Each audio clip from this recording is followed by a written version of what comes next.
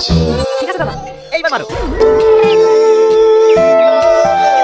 দাদা ওই দেখে আসছে। এলেন ধরেন। বলতে আমি কি করবো? প্রপোজ করবেন না? ধুর পাগলা, ওসব বাচ্চা ছেলের কাজ। হে দাদারা তো চাকাতে খুব ভালো লাগে, তাই আসলাম।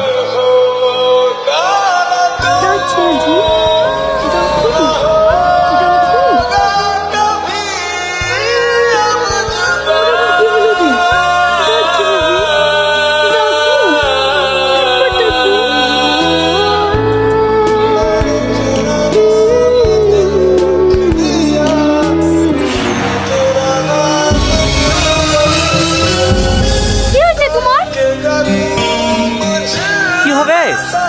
শরীর তো ঠিকই আছে।